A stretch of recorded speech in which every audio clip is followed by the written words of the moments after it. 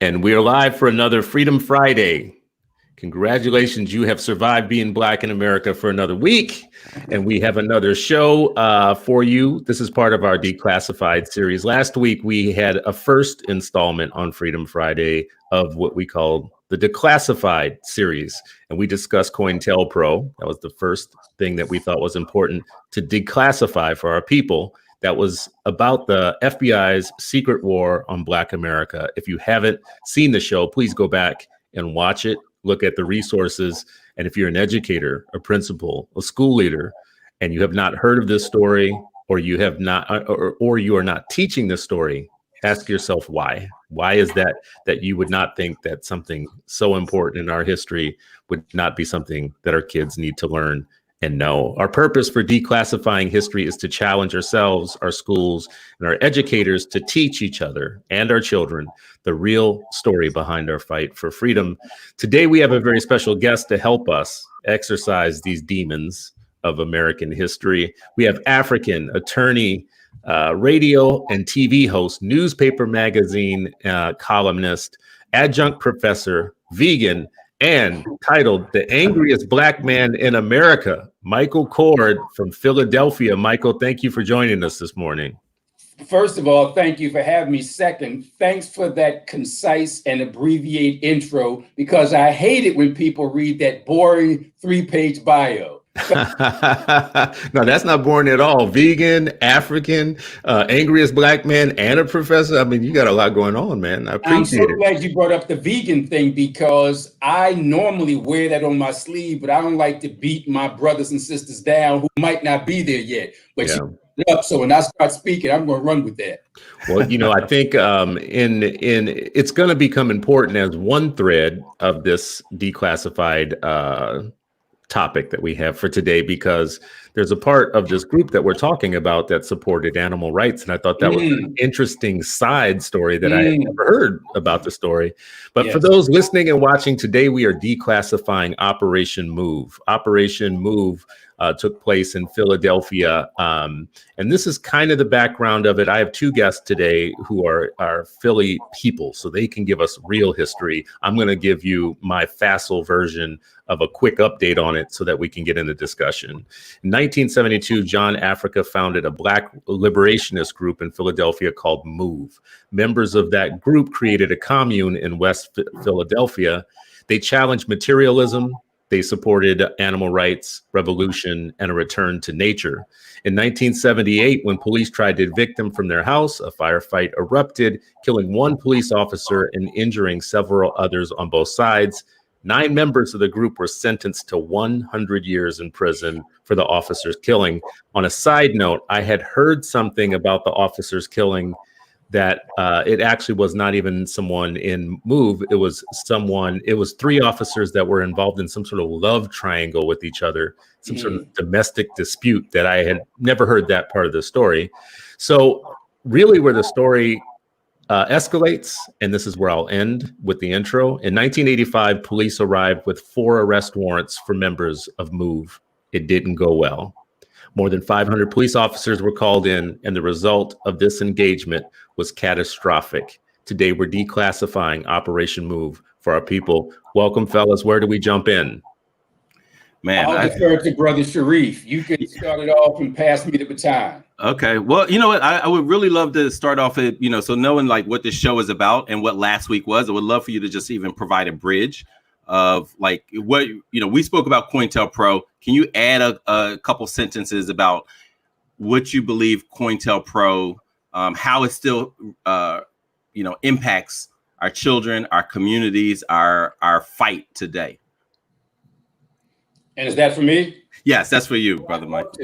I'd love to talk with that, because anytime we talk about these corrupt governmental programs, it seems like the only people that really know the details are the frontline activists. Sadly, the masses just get a little superficial introduction. So I'm so glad that we're doing this Freedom Friday so we can break it down. And for me, breaking it down is key. I'm a lawyer. I'm an adjunct college professor. I do a radio show. I write for the Tribune. But I learned something critical from Brother Malcolm, which is make it plain. Make it plain, yes. Highfalutin, fancy, legal jargon, all that stuff. Nobody wants to hear that except some judges in a courtroom. So I want to break this down.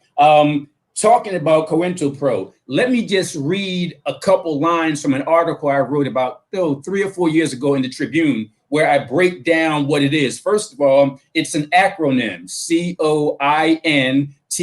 COINTELPRO, COINTELPRO. That's for the Counterintelligence Program. And here's the background. And the thing I learned from law school, most of what you learn in law school is not really education, it's brainwashing. You know, law schools take the so-called best and the brightest, and instead of having us to bring the masses up, our role is to keep the masses down by working for corporate interests.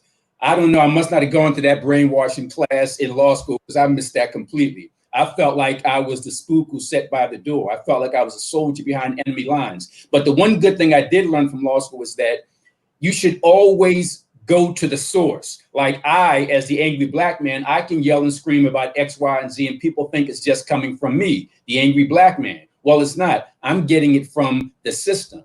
So the one good thing that the system taught me is you can use the system to defeat the system and use its own words against them. So in the next 2 minutes, let me just break this down. In a 1976 report, not by Michael X, but a 1976 report by the United States Senate Committee on Intelligence Activities, quote, in August 1967, the FBI initiated COINTELPRO, i.e. the counterintelligence program that operated from 1956 to 1971. And they initiated this program, quote, to disrupt and neutralize certain organizations and individuals, unquote. By July of 1969, indicated the report, the Black Panther Party had become the primary focus of the program and was ultimately the target of 233 of the total authorized COINTELPRO actions targeting pro-Black groups. So when we talk about COINTELPRO, we're talking about a weapon created specifically by the awesome power of the federal government to keep the masses down, and not just to keep the masses down, but to keep the vanguard of the masses down. And that's why when we talk about COINTELPRO, we have to start with what was done to the Black Panther Party. I got so much more to talk about, but I don't want to co-opt and commandeer the conversation, so I'll stop it right there. So I have a question for you guys. I'm looking at our subject for today. Like COINTELPRO, there's gross ignorance about some of these important stories, not just in Black history, but in Black American history, and more importantly, in the history of the relationship. Let's talk about the history of the relationship between Black people and their government, their country, their city, their police department, their mayor. If you don't know what this relationship is and has been, you are disabled. You are culturally, politically, socially, and economically disabled. I'm looking at a story from NPR that says, why haven't more people heard of the MOVE bombing? And in it, there's a tweet from a sister who says, or dude, actually, it's not a sister. He says, I've never heard of MOVE bombing before this. I wonder why, unbelievable. So why do you think it is that we have to declassify? Let's just start there. Why is this? Why even amongst ourselves are we ignorant about this pretty important event in Black urban history? Brother Sharif, you want me to run with that? Yeah, run with that. Go. I could go on and on and on. I've never met a microphone that I didn't love. Pull me back so I can let other people get a word in edgewise. The Honorable Elijah Muhammad at one point referred to the quote unquote white man as the devil. And he didn't mean that every individual white person is evil. He simply meant that a devil is what a devil does. So if you do devilment, then you're a devil. I have to say that even though it, he, they are devils, I got to give them credit. They're evil geniuses.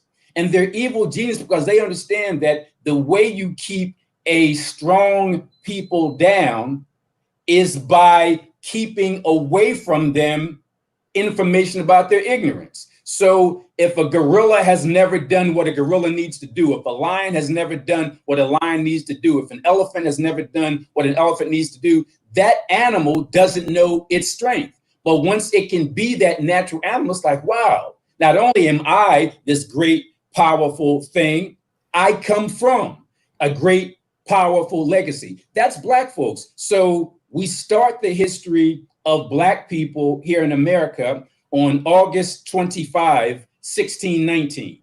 That's the birth of American slavery as we know it. And by the way, I have to be extra precise because a lot of my brothers and sisters, comrades, they're what I call Google scholars. In other words, they'll research something last night on the internet, and then they'll hear somebody who's been living this kind of stuff say something, and then they'll call them on it. So I'm saying all that to say this. When I say August 25, 1619, I'm not saying that slavery on the planet began on that date. I'm saying that slavery in the British colonies that became the United States of America began on August 25, 1619, where 20 to 30 Angolans were bought, were sold, were leased, were traded. That's the birth. And at that point, August 25, 1619, those colonists in the colony of Virginia and the British government, they weren't going to let those Black folks know where they came from, that they have royalty in their bloodline. They wanted to keep them down as beasts of burden. So we start with the system keeping us down on all educationally, not just physically, but educationally, culturally, intellectually. August 25, 1619. And then we go to fast forward 1776, the Declaration of Independence. Well, there were 56 white male property owners who signed that declaration. Of that 56, 75% of them, 41 of the 56 were involved in the slave trade. And even though they claimed that all men, all women are created equal, they still kept Black folks down and didn't tell them where they came from and what they needed to do. From 1776 to 1789, the US Constitution, 3 blatantly racist clauses. 1, making us subhuman as 3/5. 2, continuing the importation of slavery for at least 20 years. And 3, the runaway return clause, saying if you left a free territory in America, if you left a slave territory in America and went to a free one, the free one by way of the Constitution mandates that you come back. Now, through all that time, 1619, 1776, 1789, then fast forward to 1857, the Dred Scott decision, which, by the way, has never been overturned by the Supreme Court. People say that, so let me repeat that. The Dred Scott decision of 1857, saying that Black people have no rights that white people are bound to respect, has never been overturned. People are going to say, come on, Mike, you're supposed to be a quasi-educator. You know about the 13th Amendment, 1865, and the 14th Amendment of 1868. Well, they pretty much undercut or, quote unquote, overturned Dred Scott. No, it didn't. We look at Brown versus Board of Education. That case in 1954 specifically overturned Plessy versus Ferguson from 1896. So Supreme Courts have overturned horrible cases, but never overturned Dred Scott. Let me wrap this up by saying this. And I got to say this, it's critically important. Not only has that Dred Scott 1857 never been judicially overturned by the Supreme Court, it was cited as good law by the Kansas Attorney General in 2016. What? In the case of Hodes versus H-O-D-S, Smith, it's Hodes versus Smith. People who want to challenge on this, Google Hodes, H-O-D-E-S versus Schmidt. The Kansas State Solicitor General in 2016 cited the 1857 Dred Scott decision in his brief. Think about that. So through all this time, 1619 up to 1857, during that time, not only were Blacks not permitted to educate themselves, it was actually a crime. It was illegal. So the system is quote unquote run by devils, but those devils are evil geniuses who realize that if you keep a person away from his or her history, if you keep a person away from his or her culture, If you keep a person away from his or her royal bloodline, that keeps them down. And by keeping them down, you can continue to oppress them. So I respect my enemy during war. My enemy is strategic, an evil genius, but he understands. I appreciate some. In fact, I don't know who's running this, but somebody put up on the screen that, by the way, and if you, it might even reference it in regard to a press release that was put out by his office. They got so much hell from that case that they actually, I've never heard of this in my 26 years of being lawyers. They filed a later petition asking the judge to expunge that brief that they filed so that they can submit another one. A brief being filed in court and then not only withdrawn by the filing party, but erased. When you go, I tried to hyperlink that brief, and each time I hyperlink, it says unavailable. That's an example of them hiding stuff. If you told somebody that a state official in 2016 cited Dred Scott as good law, nobody would believe you. But that's speaking of talking, I talked long enough. Let's hear from Brother. So here are a couple of things. Like one, well, just on this last point about there are things that happen today that no one would believe if you told them, you pulled them out. You just mentioned one. Like no one would believe that in 2016, in the modern times, that anybody, any state official would reference Dred Scott as good law. And there you go. Boom, there it is. And let me say this very quickly. As a lawyer, he was right, because that case upheld the argument he was trying to make. Yeah. So if he was some stupid lawyer, he was like, hey, keeping black people down, I want to keep them down. How can I do that? Let me find some case that support that. So he was one of those evil geniuses. So for our purposes, when you think about educators and people watching this who run schools and sit in classrooms or whatnot, if you are not picking up on even this pathway that you just taught a pathway from 1619 all the way up to 2016. And if you're an educator and you're not, and you are looking at a classroom full of black faces, young black faces, yes, and you're molding minds, and you're not telling them about their relationship with government, not just this binary between there used to be slavery and then there was civil rights and now we're all free, which is a totally different story, and it's a historical and counter to the truth, then maybe you're not educating and you're not an educator. I do want to augment your history just a little bit. So the 1619 thing, I think is really important. And Sharif knows that I go on and on and on about 1619. Educators, if you are watching this and when you hear us talk about 1619, this is what I really want to implore you to do. And anyone is free to disagree with me. Please read the book Before the Mayflower as a primary text for what you're talking about. And don't look to the for-profit organization known as the New York Times for a rendering of what the 1619 project should be. Actually, Lerone Bennett told you what the project should be in 1971 and 72 and in the 80s and the 90s, all the way up until the time he died as editor-in-chief of Ebony magazine. He had already done the Black scholarship that you need. You don't need to go to a for-profit entity called the New York Times, owned by billionaires who have investments in private prisons. That's not who you need to get the story from. Don't let them tell you your story.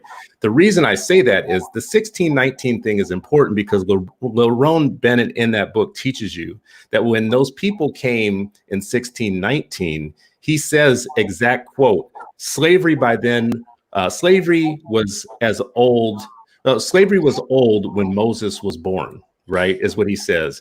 And when they got off the boat in 1619, they weren't exactly what we know as enslaved people. They were actually indentured servants. Yes. And at that time, as an indentured servants, they actually all won their freedom. They worked for a period of time the same way that the white indentured servants did, and they gained their freedom. So they actually weren't slaves. But what happened in the 50 years after 1619, what happened in the 50 years afterwards is white indentured servants dried up.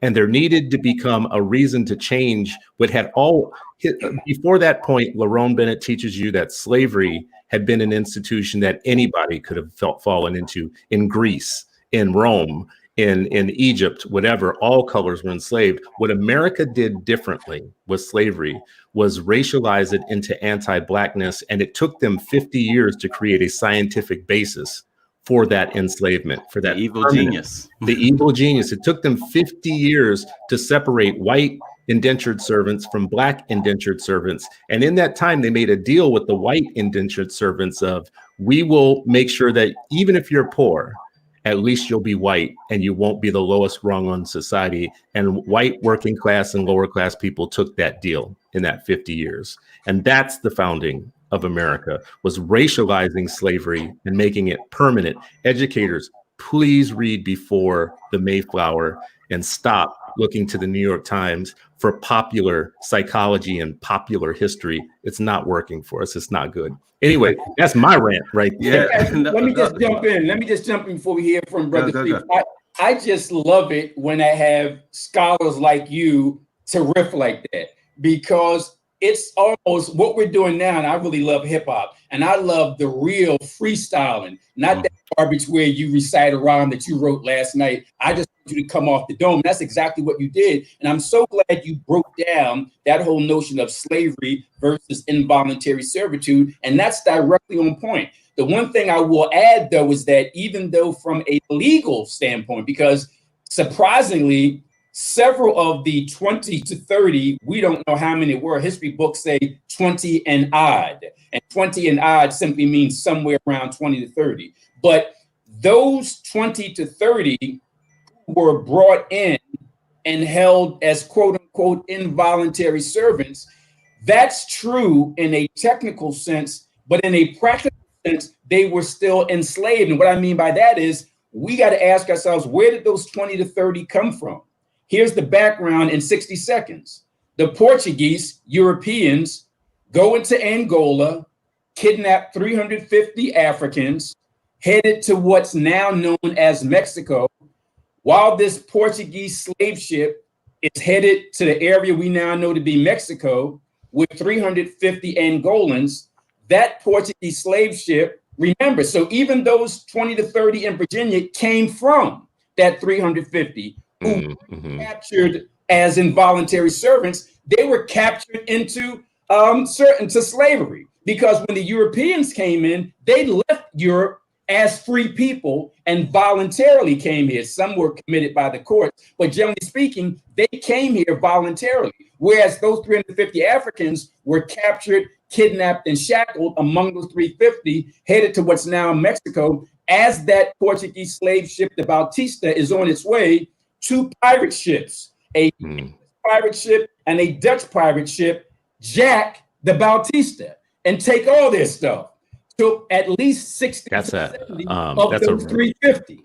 That's a really good distinction. That's a great distinction. And they split up the slave pirate ship got about 30. The Dutch pirate ship got about 30. The English ship arrives in the colony of Virginia around maybe August 27, August 28, 2 or 3, and was rejected. That's a whole nother story. The one that arrived on August 25, 1619 was the Dutch private ship that had 20 to 30 of the 350. Now, once those 20 to 30 arrived in the colony of Virginia, there was those legal machinations about what they would be called. And you're absolutely right. You're on point. That's why I love it when Black folks are so thorough.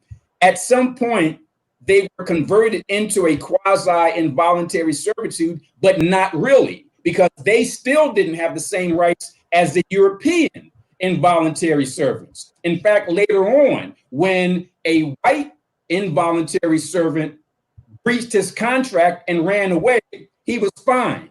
When a Black involuntary servant breached his contract and ran away, he was thrown into slavery. So yes, technically, they were involuntary servants. In fact, many of them actually gained their freedom and bought property. So it's not all a tragic story, but I just love to fill in the blanks that from a technical standpoint, yeah, legally they were quasi-involuntary servants, but no European involuntary servant was captured in England, shackled in England, kidnapped in England, thrown on the bottom of a boat in England, and then shipped to America. Well, and this is, I'm glad you made this last point about they gained their freedom and they bought property.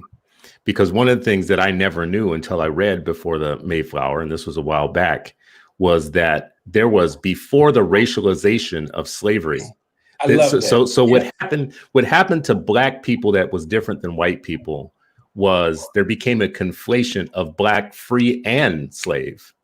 So those people, there was a group of free black people that owned property and were part of the regular America before the racialization of slavery. Amen. That nobody ever talks about. Amen. And if America had become what it was supposed to become, they would have been growing as part owners of the country, but we racialized slavery. So this is what I want to do now, though, because we've given people like a firm background going way back. We went back to 1619.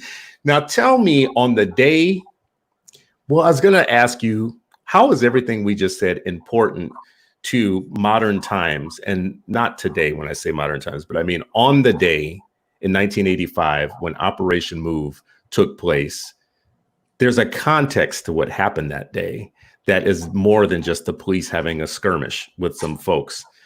Let's just get into Operation Move, what it was, what was the context behind it, and why it's an important lesson for today.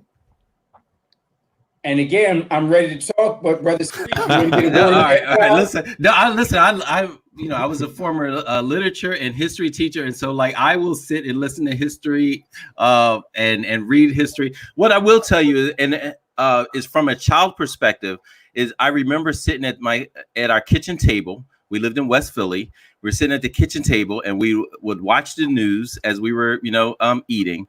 And I remember the 1978. So I was 7 years old, watching this assault on black people, right? And this, of course, I was also in a school that we talked about it. We talked about this thing ongoing. I'd watch it on the news, and my mother, we always were in some kind of protest and organizing and going to Church of the Advocate or other churches to rally around. And I remember seeing the blockade in 78, where they said no food, no water, no anything, and watching that as a 7-year-old, watching black men being dragged down the street by their hair, hit in the head with police helmets and batons and steel-toed boots like that. Years ago, they had this "When I Knew I Was Black" hashtag on Twitter. And I went to all black school. I didn't have a white teacher or a white environment till Overbrook High School in 10th grade, right? And so I was like, I never, what kind of question is this? And then I recognized it was for people. I was like, well, if I had to pinpoint a time, besides seeing my father in that picture, lined up in West Philly Black Panther Party, in their boxers, which made me say, hey, when I grow up, I'm going to have afros and boxers, right? Because that's what revolutionaries had on, right? But the other image that I distinctly remember that I just internalized and said, oh yeah, I'm going to join the freedom movement. What side are you on, boy? Which side are you on? I'm on the freedom side. It was watching them at 1978 move. Just absolutely savagery. My mom says, don't call it white supremacy, call it white savagery, call it for what it is. Those were the two images that I think really, as a child, I said, oh no, I'm joining the ranks of the freedom fighters. I love it. And I'm so glad you approached it that way, because I wish we all approached it that way. And I love it when people talk about historical events, modern history within the last 25, 30, 40 years or so, not only in terms of what they know and saw and heard directly, but getting it not just from a book, but getting from mother and father. That way it's raw, it's unrefined, it's right there in your face. For me, when we talk about what happened in 1978 with Move and what happened in 1985 with Move, I know people call it, at least in 85, the Move bombing, but words matter. So we got to start calling it the police bombing. Move didn't bomb anybody.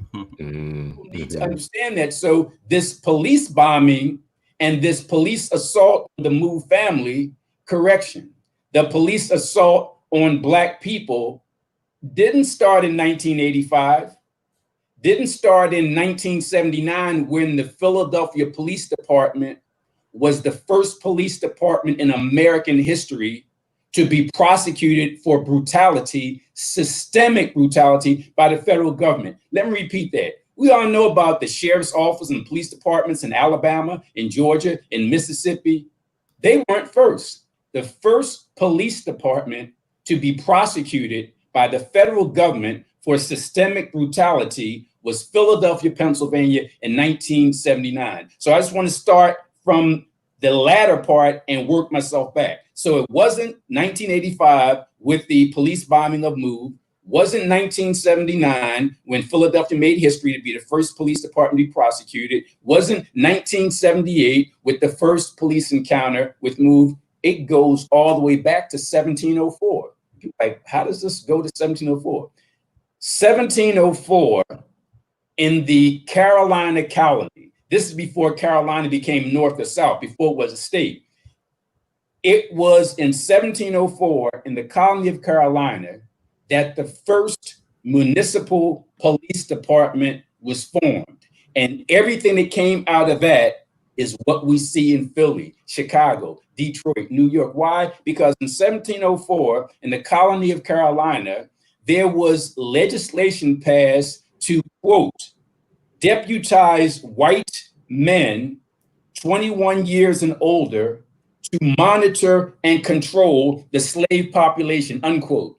That's the birth of an official police department in America. You know what they say, the apple doesn't fall far from the tree. So when you see what's going on in 2020, it's nothing new. This is what they did as an organized police force beginning in 1704. And very quickly, before I was about to say, before I sit down and shut up, I'm already sitting down. So before I shut up, let me just add this. And I learned this from Dr. Ed Robinson, one of the greatest historians, world historians, Black world historians, ancestor Dr. Ed Robinson. He said, Mike, anytime you talk about the plight of our people and you talk about slavery, and you should, because slavery, 246 years from 1619 to 1865, but it didn't just end there. We then had sharecropping, then had convict leasing, then had black codes, then had Jim Crow, then had redlining, then had voter disenfranchisement. So black folks really didn't get a chance to slightly crack the door open until 1965, actually 1964 with the Civil Rights Act, and 1965 with the Voting Rights Act. But going back to the law, since I'm doing my thing as a lawyer, even that Voting Rights Act of 1965, you might think, oh, hey, black folks, you come a long way. No. In 2013, the U.S. Supreme Court overturned a important and one of the most important components of the Civil Rights Act of 1965. So in that 2013 case, the advancement we made in 1965 was gutted by Supreme Court in 2013. But very quickly, 30 seconds, let me say this. So Dr. Robinson says to me, he said it when he was alive, he says it to me now that he's an ancestor. When you talk about black people and you talk about slavery and its residue, that's good because it explains our plight today. It explains that we're at the bottom of every category: home ownership, income, education, all that, not because we're genetically predisposed to be at the bottom, but because of societal, systemic, widespread racism. So you say, go ahead, Mike, talk about 1619 to 1865. Talk about 1619 to 1965. Talk about 1619 to 2013. To 2016 with the citing of the Dred Scott decision, and 2020 when you got the president basically turning America into the real fascist state that it really is. It's always been fascist, but he's uncovering that. The thing I'm going to say in my final 10 seconds, I know I said 30 seconds, but I'll wrap up in 10 seconds. When we talk about black folks being down, pushed down because of slavery and its residue, Dr. Robinson said, Mike, the first human on this planet was in Africa, the Nile Valley region of East Africa, anywhere from 200 to 300,000 years ago. So let's just round it off and say 200,000 years ago. European archaeologists say it, African-centered archaeologists say it. They said the first human being, Homo sapien, came out of the Nile Valley region of East Africa anywhere from 200 to 300 years ago. Whereas the person we know now as the Caucasian or the European came into existence about 30,000 years ago. So let's do the math. 200,000 years ago, at least for the African. European comes into existence, the white male, white woman, pale skin, stringy hair, came into existence because of climactic reason, because of the environment. We don't have time to get into that, but the black African, at least 200,000 years, the white European, about 30,000. Do the math. That means 30,000 taken away from 200,000. That's 170 years, 170,000 years of black folks creating all kinds of stuff. algebra, geometry, calculus, medicine, monotheism, the pyramids. So Dr. Robinson taught me a strong people don't highlight their defeats. A strong people highlight their victories. So yes, let's talk about slavery and its residue for 400 years, but don't forget the 170,000 years when we were here alone creating all kinds of stuff. Yeah, and I think that's so important because a lot of people will only look at that one particular piece and not talk about everything else, you know, including their resistance, right? Yes. And so like, so transition that to move, right? Like, yes, what the police did to them, but the point at, and one day, you know, we can even bring, Mama Pam and you know, some of the other folks, you know, that've been, you know, really deeply not only fighting for their family, but also connecting it to everything else, right? And so what I want to talk about, want to just add to the move, like today, when you think about composting, when you think about animal rights, when you think about organic eating, all of this stuff, you know, the anti-materialism move, John Africa was teaching that. Now you got white corporations that have hijacked, and it's the most, you know, he was giving away organic food. Now that's the most expensive food that Black folks can't even have. So that's a part of the move. I hope we add that to the conversation as well as, you know, but please share, you know, I shared my 1978 experience as a 7-year-old. I was actually in Iran when the police dropped a bomb. And when my classmates told me, so we went to school in shifts, morning, afternoon shifts. When I got home from school, they were like, yo, they dropped a bomb in your city. I was like, no, they didn't. It was like, yeah, no, they dropped a bomb on the house. I was like, come on, y'all. I'm like, this is that Iranian propaganda. Like, come on, like y'all taking it too far. That ain't happening in Philadelphia. And lo and behold, I get home. My mom was like, hey, sit down. I need to talk to you. Right. And share with me. It was true to the word. To the word. I'm looking at a post in the Encyclopedia of Greater Philadelphia, which actually looks to be like a pretty history-rich site, which is cool. It talks about the day, May 13th, 1985. The Mayor Wilson Goode, who was the city's first Black mayor, actually was the mayor at the time. Apparently, he didn't have real strong control over the police department, but this is under the first Black mayor. So as we talk about, like, you know, who's doing what. This happens under Black mayor. May 13th, 1985, the police show up. City officials had anticipated that MOVE members would not come out. They would not come out willingly and wouldn't send their kids out. The mayor and the police commissioner saw this as a justification to use military-grade weapons and extreme measures. So this is at a time, even despite the presence of children, I shall say. Here's something that just sticks out to me as like crazy when I read history. They announced over the loudspeaker, attention, move. This is America. Yes. That was the rally cry before they attacked a house and killed several people, including children. They screamed over a loudspeaker, this is attention, move. This is America. They began the attack. Tear gas, over 100 rounds of ammunition. They dropped from a helicopter high-power C4 explosives onto the house. The explosives caused a fire. The fire department didn't fight the fire. They stood back and let it catch. And I said, let it burn. They say let it burn. And I saw one commentator on a video I watched this yesterday say that they sat back and watched it go from a small, like barbecue type fire to a fire that obliterated an entire block of houses and endangered hundreds of people, more than just the house that they were dropping the bomb on and burning down. Okay, so everything I just said, what's important about that? A Black mayor, a police department, the scream of "This is America," overtaking the house, dropping a bomb, city officials meant to stop fires and fight fires, not fighting the fires, letting it burn, and obliterating a whole block. What do you think the lesson from the system to the people is supposed to be in that situation? And what's the lesson we should, as educators, should be teaching our kids about that dynamic? You know, the one thing that police commissioner was right about when he yelled on that megaphone, "This is America," he was right. That is America. What was done to this Black community after he made that announcement was the gospel truth. This is America. We kidnap you. We enslave you. We buy you. We sell you. We whip you. We beat you. We lynch you. And we also drop bombs on you and incinerate you. So what happened on that May 13, 1985 date, that literally is America. And I'm so glad you spent the time that you did talking about it, because I just want to pause for a couple seconds and say, in the North, in the late 1980s, mid 1980s in the North, a city government dropped a bomb in a Black neighborhood.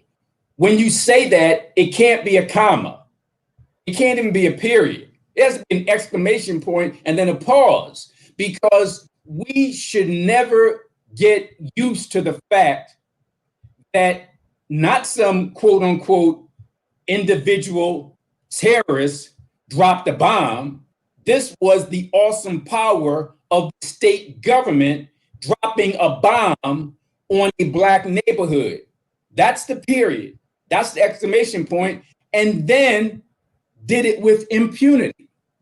The only person that went to jail was Sister Ramona, a victim of all that in 1978, 1985. So my point is, the lesson that needs to be learned or remembered is that that is America. America at its core is an evil entity. Even before my Black brothers and sisters and ancestors were brought here, what about my red brothers and sisters who were here on this land? 500 separate nations on Turtle Island doing their thing. And here comes the devil.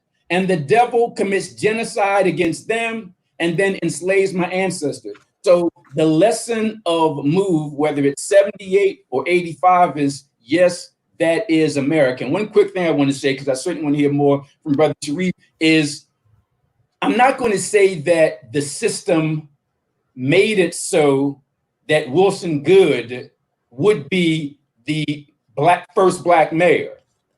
But I will say the system was strategic enough to make sure that no disruptor of the system, a Black one, would be mayor. No agitator, no revolutionary, whoever it was, whether it was Wilson Goode. And as a side, let me say this. As a man, I personally like Wilson Goode. He's also one of my fraternity brothers. But so is Charles Bowser, one of my fraternity brothers and my mentor who I work for. Both Charles Bowser and I were trying to put Wilson Goode in jail.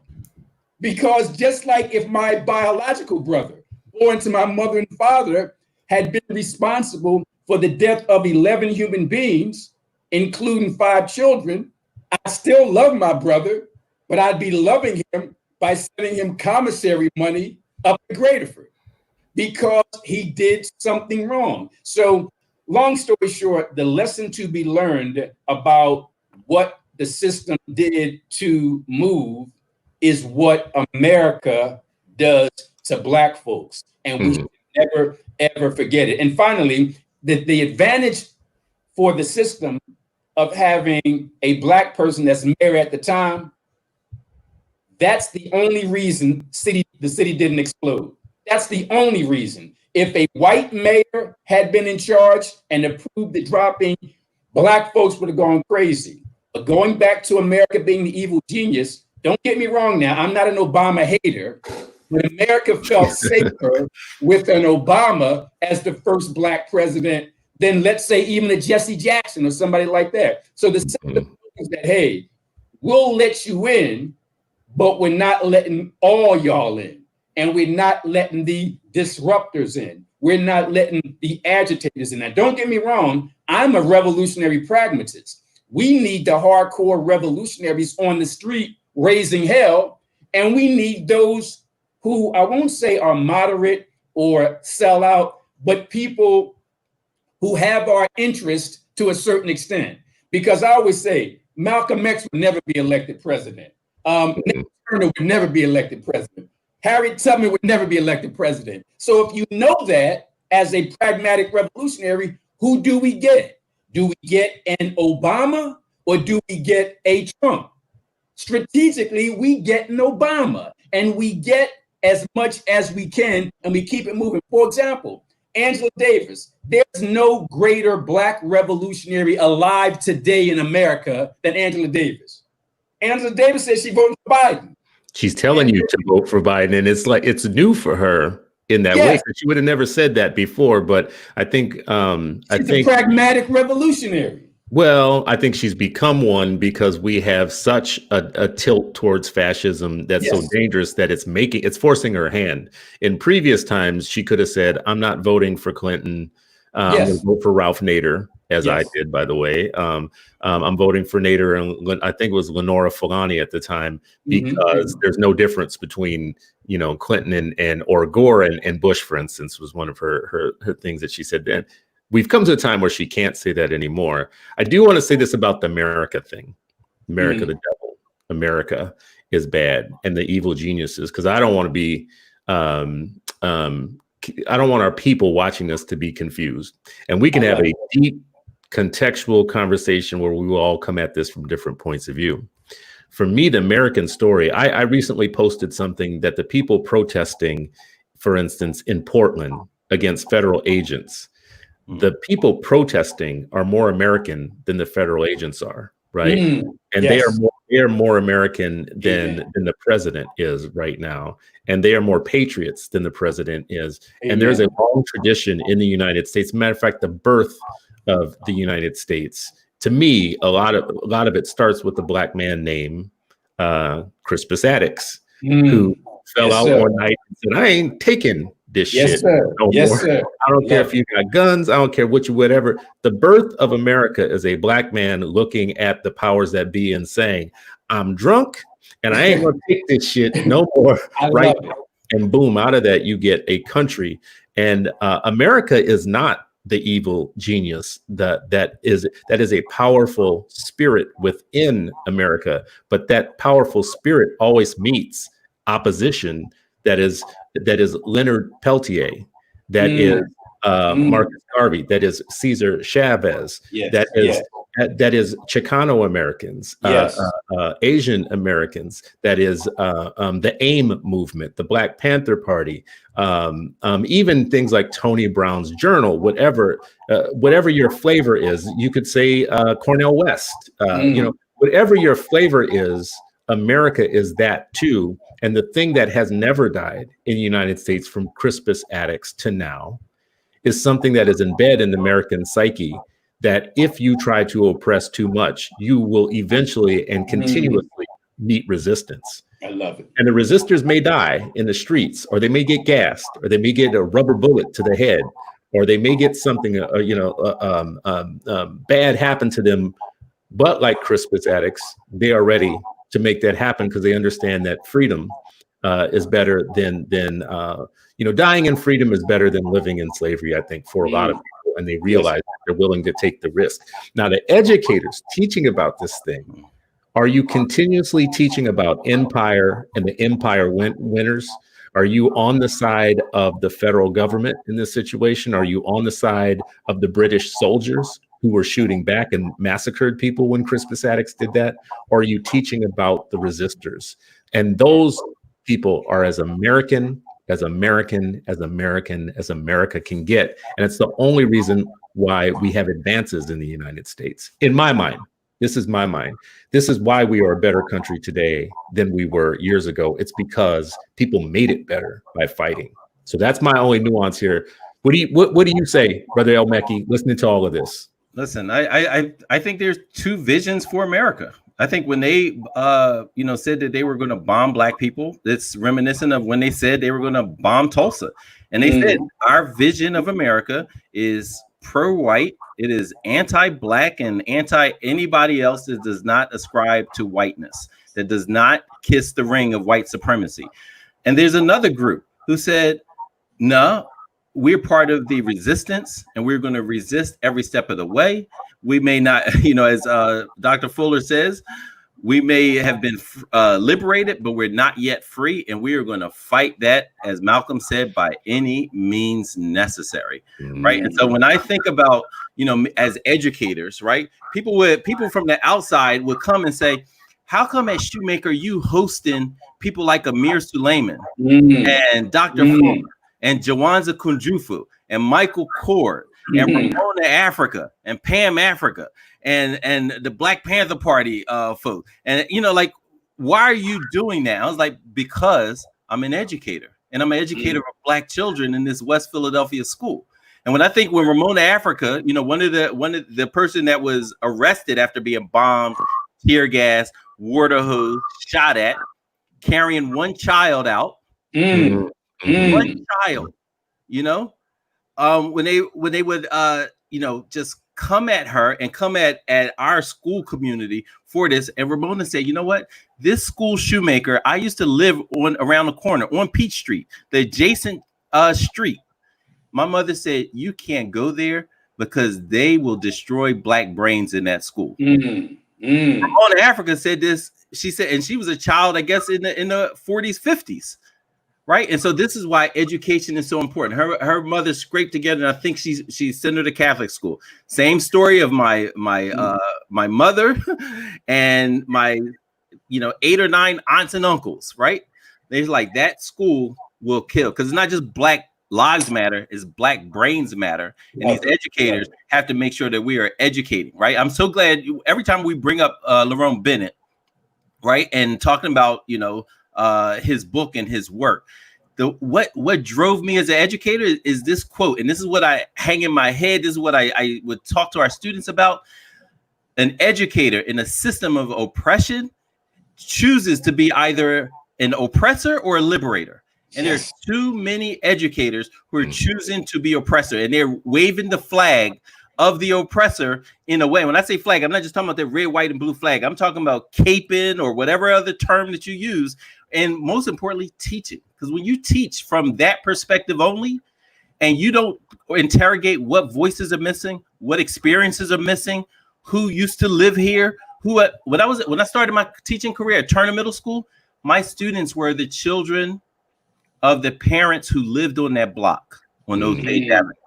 So I had students who had heard that or had the vicarious trauma, right? And there were programs in my school, Turner Middle School, to actually address when people are now talking about, oh, we have to have this type of environment. We had to build that at Turner Middle School because of the MOVE bombing. And there were families on that block. There were family on the block next to it and across West Philadelphia. That's who I started my career teaching, right? And there's too many of us that have to resist other educators who choose like, oh, I'm just going to ignore that. Or I don't even know it. It's ignorance and compound ignorance, right? Some don't know that they don't know it. Some know it. Like, I don't want to teach it. There's nothing worse than what you don't know. But let me ask you, John, before we go on, how much longer are we going to be on? Because I just got a text from a court. I was in court through Zoom before this started, and you all can't see my jacket and my tie that actually took off and dressed down. Now they're texting me about this hearing, so I got to put my tie back on, do that Zoom hearing. But we can wrap. Why don't you give your final statement, and then Chris and I will close the show out. Well, yeah. Just tell me, how much more time do you need? 10 minutes? Just have a few minutes. Yeah, just a few minutes here, and it's just we can wrap now with this question, because I think this is the point of declassifying our history. Well, if you two gentlemen can talk for the next 2 minutes, I'm going to send this text to the judge. Then I'll jump back in the next 2 minutes. Sounds good. So here's two things. Like, one, for educators listening, because that's what this is about. This is about declassifying our history. And we can go on and on and on, and you can understand that we have like a wealth of things that we believe are part of the big story. So we get on a topic like this and we expand, right? But to contract it back, there's one thing that I'll just say that's one short piece of commentary, which is Ramona Africa, at the end of all of this, $1.5 million settlement and went on to become an activist, a supporter, a person who kept along the same activist lines, and is my point about that is only to say in February every year, our kids write about the same four people for Black History Month. And you're going to rarely see somebody writing about Ramona Africa, and you're never going to see Ramona Africa on a stamp. But there is a reason why we should be recovering folks and teaching our kids a wider group of subject matter and people to talk about. But in the end, what I would ask of both you and Michael is you're a teacher, you're an educator. This is a unit that you have to teach. What are the main points of this unit? You now coming into classroom today, you see a room full of Black faces. You have to deliver a lesson and engage them in understanding Operation Move. This is a lesson about one point in time as an example of the history of the Black relationship between the Black person and their government. What do you teach? What are the main points that you get across, and how do you teach it? Yeah, no, I think that's a great question. And as an educator, what I would start off with, one of the trains, and my brother Michael Coard addressed this, one of my units would be the history of police being sicked on Black America, the formation of police, how police became overseers. They'd have to listen to KRS-One songs back in the day about police and, overseer and officer, and how those were basically synonymous in our history. And then you're also talking about the resistors, right? And like what's happening. So part of education is helping students connect the dots between what's happening now and what happened before. Because we can talk about Ramona Africa and the settlement, but then we also have to talk about that, which MOVE members that were sentenced for 100 years. This was that same king, or 100 years, and how many of them died in there? How many children, like our brother who was born in prison because their mother was part of the MOVE 9, right?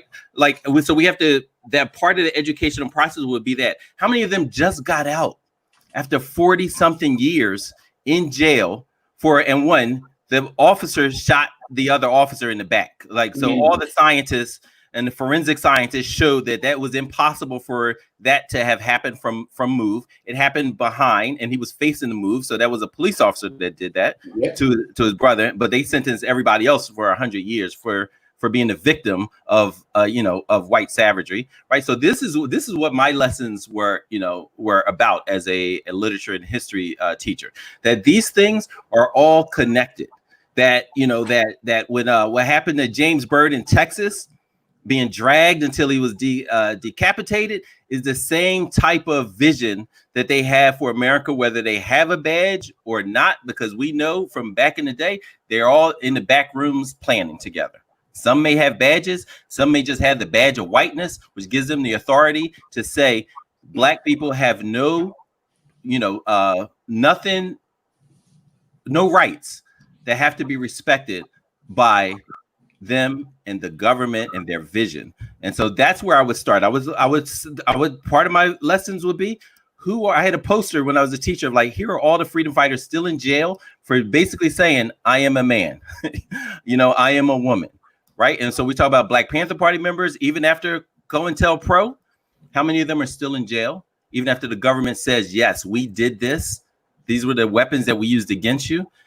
MOVE members who died and are just now slowly being released after 40 something years. That's what I would be teaching as a unit. And I think that's right on point. I would start out in teaching. And by the way, even though I'm an attorney today, I guess I'm looking like one now in the last. that was a transformation. Incredible, man. And they still text me. I told them I'd get to them at 11:05. I'm doing some Black stuff right now. I actually didn't go to college to become an attorney. I actually went to college to become a teacher, an English teacher. And only because I stumbled across some men, quote unquote, ex-cons in a group called the Prisoners' Rights Council. It was a summer job opportunity. And I, like all the other college students, we wanted to work in some firm, a white collar job during the summer. And the only one that was left by the time I went through being late applying for summer jobs. The only one that was available was a group called PRC, the Prisoners' Rights Council. It was a group of quote unquote ex-cons, thugs. And I'm like, I don't want to work with them. I'm better than that. But I needed a summer job. So I grudgingly decided to take that job.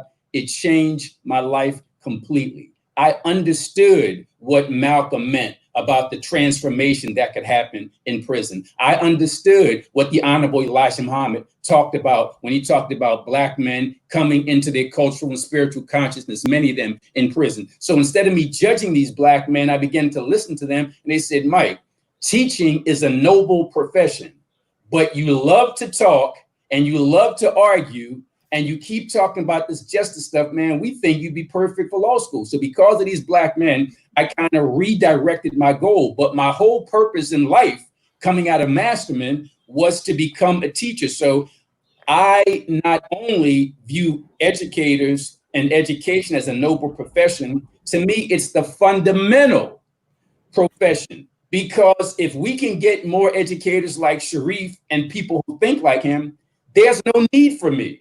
There's no need for me to represent the young Black men who lost their way and begin to attack and destroy each other. Why? Because those young Black men would have the kind of teachers in Sharif and others like I had in Miss Branch at my North Philly school, Pratt Arnold, 22nd and Dolphin.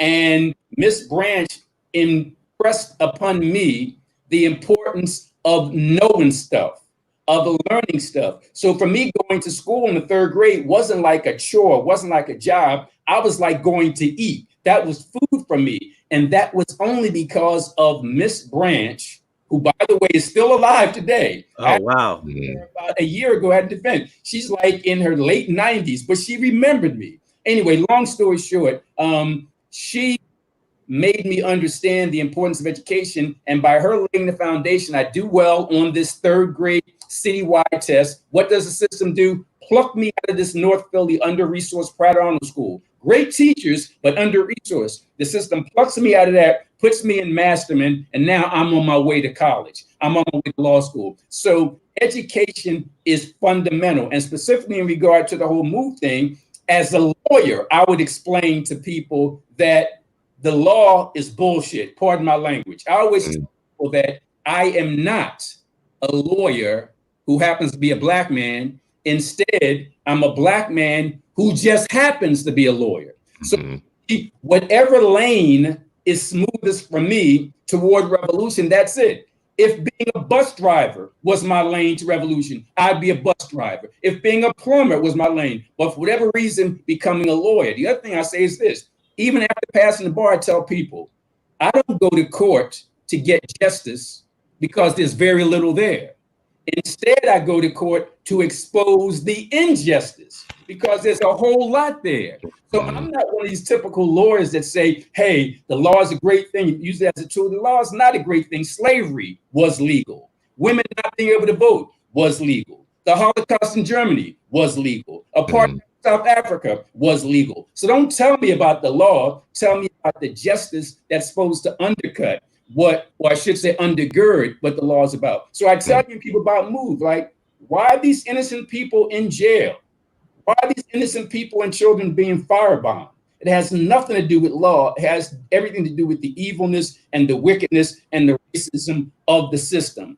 But this is really important. The last thing I'll say, I often tell juries when I have long-winded closing arguments, I always say this is the last thing. They keep talking for 20 more minutes. After this judge, so this is going to be the last thing in 1 minute, 2 minutes. I always try to impress upon young people the importance of being strategic in their approach. That emotional stuff is not going to get it. If you're boxing in a ring and somebody hits you in the jaw, you don't get mad and start flailing on them. You figure out, hey, how can I put my left hand up to block? How can I hit him with a right hook? You're thinking strategically. And that's what we need to do as Black folks. So when I say thinking strategically, I mean the revolution on all fronts, and don't be so damn judgmental. Not just a revolutionary because you got locks carrying a sign on the street.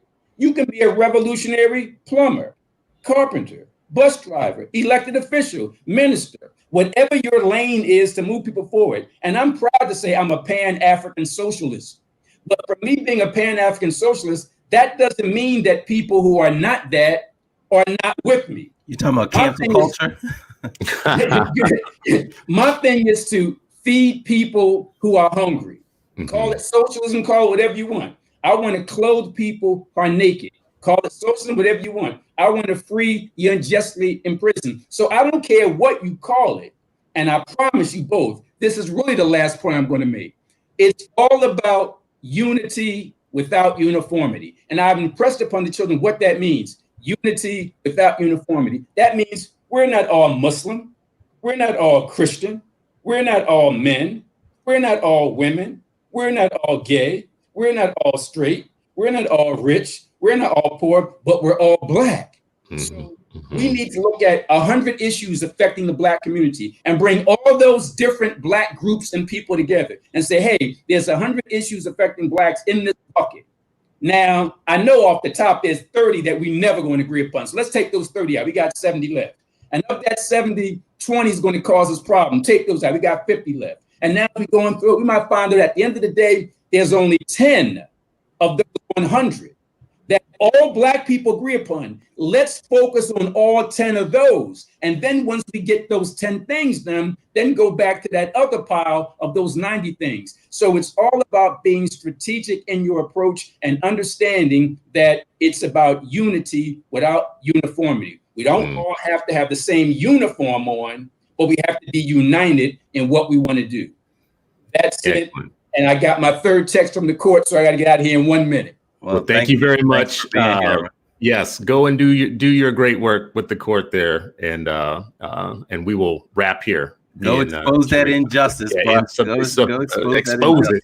And I hope the judge and the clerk heard me on social media as I'm about to do this Zoom thing right now. Thank you. Have a great day. Peace. Great job. You. Excellent. Thank you. Thank you. That was African attorney, radio and TV host, newspaper and magazine columnist, adjunct professor and vegan, angriest Black man in America, Micheal Coard, who joined us today to give us lots of information and knowledge. As we close out, I'll wrap by saying this where I land on everything that we talked about today, which is one, you have just witnessed a conversation between a Pan-African socialist, a Black radical independent, and a Creole libertarian on the same topic. And our politics couldn't be more different. Our understanding of the world couldn't be more different. And somehow we can have a conversation about our history, about our politics, and about what we should be teaching our kids in a respectful manner. And we hope that we're modeling that for people watching. For educators, I would hope that you find a unit to start teaching students important parts of Black history, but not just Black history, the history of the Black relationship with their government, because it is a rich story that creates a lot of context for the Black faces that you see today. What Sharif, what you and I have talked a lot about when we talk about Black education is how Black educators saw it as their duty to do more than just prepare kids in education. They wanted to prepare them for democracy. And they understood that the context of the world that they were sending the kids into required them to teach the kids a few more skills than just the basics, but how to survive in a world that might be hostile to their being. Because of that, I don't know how you do that without teaching stories like Operation Move and COINTELPRO, the American Indian movement, the Chicano movement, correctly teaching things like 1619.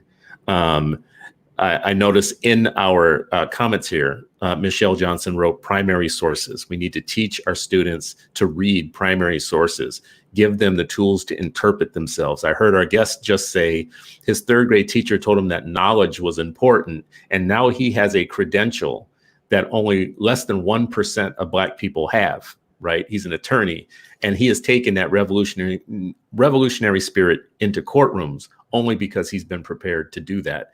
And if you're an educator, you need to be thinking about how you get more Micheal Coards in the world. If you really want to do the thing that you said, Sharif, as an educator in a system of oppression, you're either a liberator or you're an oppressor, right?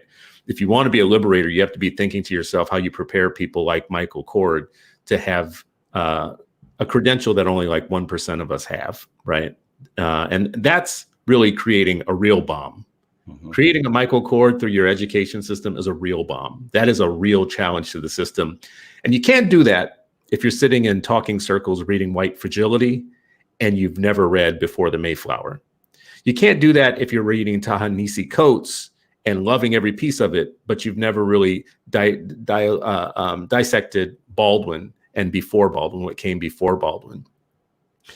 You can't look at a room full of Black faces and think that you're doing anything revolutionary if you're not teaching those Black faces the plot points of how they got to where they're at, and not the popular psychology or popular history of it, but all of the real plot points of where they got to, and help them understand what it means in a moment like we're in right now, where America's on the brink of fascism. And the country couldn't be more ignorant about what that looks like and what that means. That's my rap. Brother El-Mekki, what's your rap on all of this? Yeah, first of all, I just love Freedom Fridays, man. I think it's an opportunity to be, educators. Like this is what we're doing. We are sharing, we are communicating, we are modeling what discourse looks like. What are the things we need to challenge ourselves on, and how do we need to challenge others? I think, you mentioned something earlier in the show about, the 4 people that folks write about and learn about in February. And as Micheal Coard said, this history is world history and should be infused in all of your type of lessons, right? And so I challenge educators, next time you assign book reports or, biographies, make sure that, like people like John Africa, Ramona Africa, Delbert Africa, Pam Africa, all these part of the MOVE organization and family, make sure that they're on your list as others. Make sure you're challenging your students and challenging yourself to find out who are the folks in the 60s and the 70s who are saying the same thing people are saying in the streets of Philadelphia and Portland and Minneapolis and Chicago are saying today, but they're still in jail for saying it in the 60s and 70s. And we got their grandchildren saying it today. Let's talk about that and why we still have the Flints and the Philadelphias and the Fergusons and the Minneapolises. If that's not part of your lesson, if that's not part of your interviews for your educators, you're missing the boat. Don't hang up posters. Don't hashtag. Don't tweet and talk about you're woke and you're not. You're not. You're faking it, mm-hmm. Right? And so that's my thing. I know, my 8 Black Ass podcast members, they want to drop woke, but my thing is, no, let's drop the people that are misusing that, right? Because Dr. King was the first person that I heard talk about being woke. Don't let them hijack. They will hijack everything and not do the actual work. And I'm just grateful that we have a platform for like a Micheal Coard to be part of the education. One, I'm glad he mentioned that he used to want to be a teacher. Right. I was the exact opposite. I wanted to be a lawyer to do what he does, fight for justice, expose the injustices.